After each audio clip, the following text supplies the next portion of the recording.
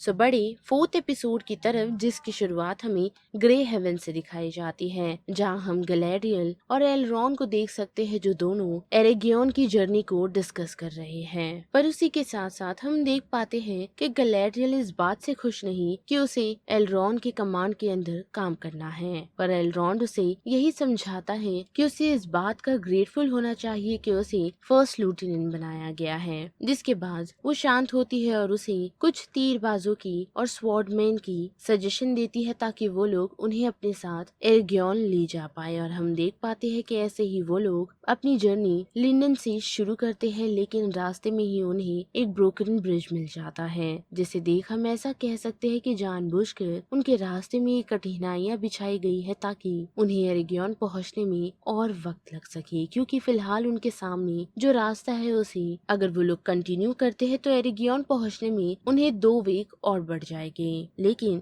उसी के साथ साथ उन लोगों के पास एक और दूसरा ऑप्शन है जो कि साउथ की तरफ हिल से जाता है, जो नाम सुनते ही हम देख पाते हैं कि गैलेरियल को एक विजन आता है, जिस विजन में वो किसी एंशियंट ईविल को देख पाती है जो काफी बुराइयों से भरा है। और साथ ही उसका ये मानना है और ये बिलीव भी कि ये सारी चीजें सौरॉन उन लोगों के साथ कर रहा है, जिस कारण वो लंबे रास्ते को चुनती है। पर अनफॉर्चुनेटली एलरॉन उसकी बात नहीं सुनता और साथ ही अपनी टीम को यही कहता है कि उन लोगों को हिल के रास्ते से ही जाना है, जिसके साथ साथ वो उसे यानी कि गैलेरियल को ये भी कहता है कि वो लोग यानी कि उसकी टीम उस अंगूठी और साथ ही गैलेरियल की नहीं सुनेगी। तो अगर गैलेरियल चाहती है तो वो वापस लिंडन जा सकती है, पर गैलेरियल उसके लिए मना कर देती है, यही कहते हुए कि वो उन लोगों को और साथ ही एलरॉन को मरने नहीं दे सकती, जिस वजह से ही वो उन लोगों के साथ जाएगी। जिसके बाद बड़े रून की तरफ तो हम देख पाते हैं कि स्ट्रेंजर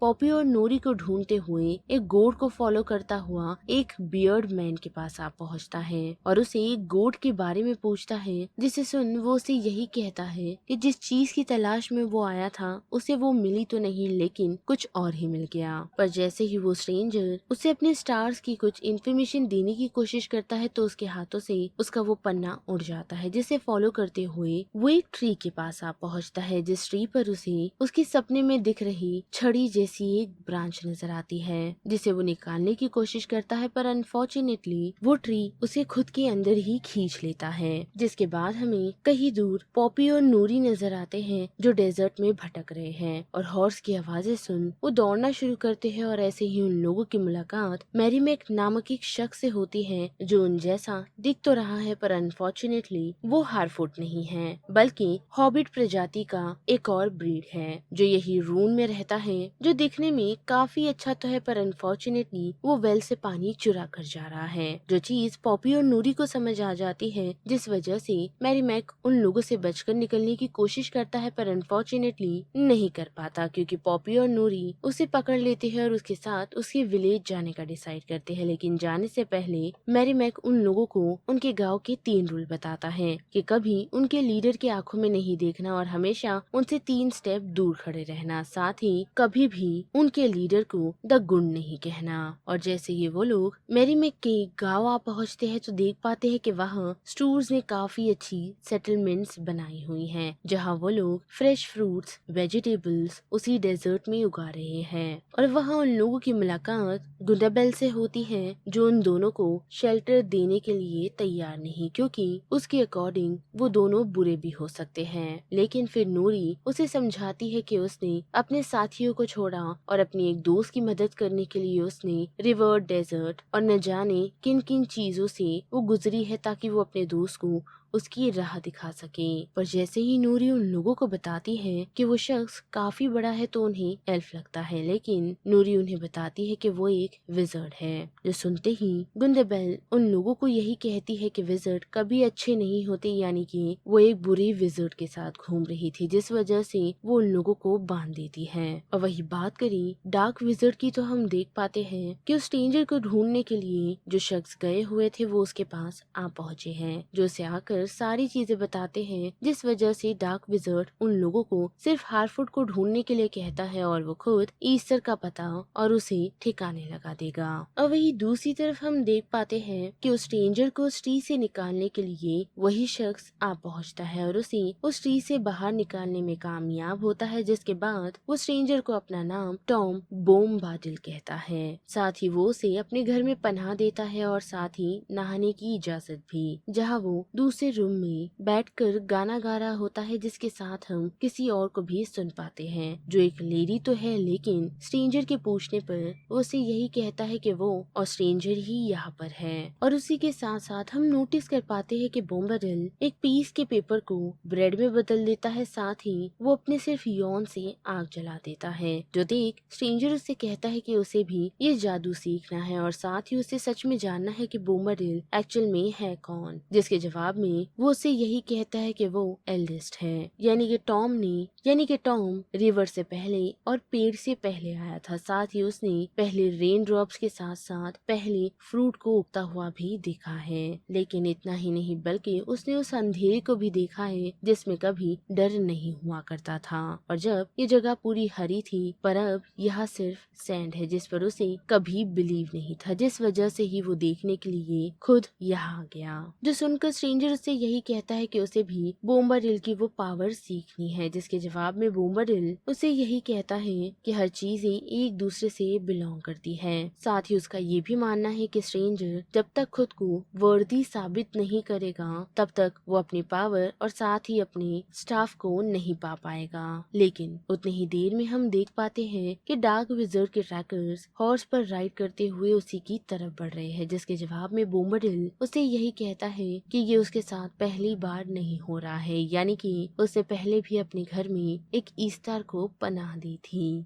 जो अब पूरे रूम को कंट्रोल कर रहा है, लेकिन उसकी भूख खत्म ही नहीं हो रही, जिस वजह से उसने एक रूमर सुना था कि उसके जैसा ही कोई काफी पावरफुल आएगा जो उसे खत्म करने की क्षमता रखता है, और शायद सौरॉन को भी, जिसे बोमबादिल तो नहीं रोक सकता क्योंकि वो कोई वॉरियर नहीं, लेकिन उसे रोकने का काम ये स्ट्रेंजर जरूर कर सकता है, यानी कि उसे इसीलिए भेजा गया है ताकि वो डार्क विजर्ड और सौरॉन को डिफीट कर सके। अब वही बात करें गैलेरियल की तो हम देख पाते हैं कि वो सभी लोग ट्रायन गॉर्थन आ पहुँचे हैं, यानी कि एक ऐसे रास्ते से गुजर रहे हैं जहाँ कभी राजा महाराजाओं को दफनाया गया था। साथ ही थोड़ा और आगे बढ़ने पर उन लोगों को कैलेब्रिम्बोर के पास भेजे हुए मैसेंजर्स भी मिलते हैं, पर वो लोग वहाँ से निकले उससे पहले ही उन लोगों पर अटैक हो जाता है और हम देख पाते हैं कि अनडेड स्केलेटन्स जो हवा में फ्लोट कर रहे हैं वो उन एल्फ्स पर हमला कर देते हैं, लेकिन एल्रॉन सोल्यूशन ढूंढने में कामयाब होता है कि इन्हें खत्म कैसे किया जाए, क्योंकि उनकी नॉर्मल तलवारों से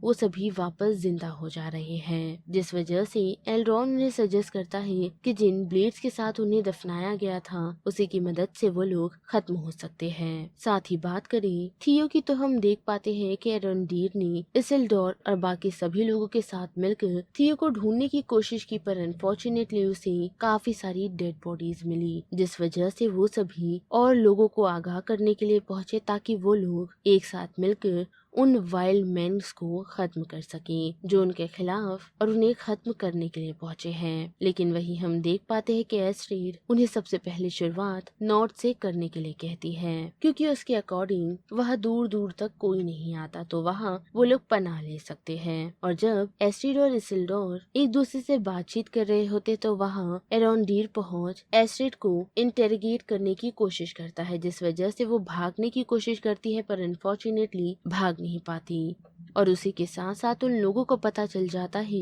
कि उसकी गर्दन पर आधार का मार्क था, जिसे छुपाने के लिए उसने उसे और जला दिया। साथ ही वो उन वाइल्ड मैन्स के लिए काम कर रही है और वो उन लोगों को फंसाने के लिए वहाँ ले जाना चाहती थी, लेकिन अब वो लोग इसकी मदद से वाइल्ड मैन तक पहुंच सकते हैं, जिसकी जर्नी वो लोग कंटिन्यू करते हैं। लेकिन रास्ते में ही एस्ट्रिड और इसिल्डोर दलदल में फंस जाते हैं, जहां से निकालने में एस्ट्रिड उन लोगों की हेल्प करती है। साथ ही एरोंडीर उस वॉर्म को भी खत्म करने में कामयाब होता है जो ऑलमोस्ट उन लोगों को खा ही गया था। और बात करें स्टूर विलेज की तो हम देख पाते हैं कि गुंडबेल पॉपी और नोरी को ये बताती है कि सनराइज तक वो उन लोगों को यहाँ से निकाल देगी, जिस वजह से नोरी उसे बताती है कि अगर सडॉक भी होते सकते तो वो यही करते। जो नाम सुन गुंदबेल उसे एक स्टोन के पेंटिंग के पास ले जाती है और उसे बताती है कि सुडॉक की फैमिली ने यानी कि उसके पूर्वजों ने कुछ ड्रीम्स देखे थे जिसके अंदर हारफोर्ड्स और स्टूर्स जैसे लोग एक ऐसी जगह रह रहे थे जहां उन लोगों को छुपने की और वहां से जाने की जरूरत कभी नहीं पड़ी। जिस जगह का नाम सुजात है और उसे ढूंढने के लिए सुडॉक के पूर्वज निकले हुए थे और उसी कारण गुन्नेबेल को ऐसा लगता है कि नूरी उन लोगों को उस जगह ले जाने के लिए आई है, लेकिन नूरी उसे मना कर देती है और यही कहती है कि ऐसा कुछ नहीं, बल्कि उन लोगों के पास उनका खुद का घर नहीं। पर उसी दौरान डार्क विजर के ट्रैकर उन लोगों के पास आ पहुंचते हैं जो गुंडाबेल को स्लैप कर देते हैं और उसे हारफुड की इन्फॉर्मेशन लेने की कोशिश करते हैं, पर अनफॉर्चुनेटली वो उन लोगों को कुछ नहीं बताती। लेकिन वो ट्रैकर्स उससे यही कहते हैं कि वो जल्द ही पछताएगी। उसी के साथ साथ बात करें गैलेरियल की तो हम देख पाते हैं कि उसने एलरॉन से एक वादा मांगा है कि वो कुछ भी हो जाए अपने लक्ष्य से भटकेगा नहीं। जो सौरॉन को पहले खत्म करना है उसके बाद ही वो गैलेरियल को बचाएगा, जिसके लिए एलरॉन हाँ तो कह देता है, लेकिन उसे उन रिंग्स पर भरोसा नहीं। साथ ही उसके फादर ने उसे कभी कहा था कि कैलेब्रिम्बोर की जिंदगी कभी उसके हाथ में होगी। वही हम एराउंडिर और एस्ट्रिड को देख पाते हैं और साथ ही इसिल्डोर को, जिसने एस्ट्रिड को आजाद कर दिया है, पर अनफॉर्चुनेटली वो उस पर अटैक करने की कोशिश करती है। लेकिन उसी दौरान हम काफी बड़े ट्री को देख पाते हैं जो उन्हें खत्म करने के लिए पहुंचता है, लेकिन एराउंडिर उन्हें शांत करता है और यही कहता है कि वो उन लोगों को छोड़ दे। लेकिन वो ट्रीज उसे बताते हैं कि उन लोगों ने यहाँ रह रहे ट्रीज की मौत देखी है, साथ ही यह सभी ट्रीज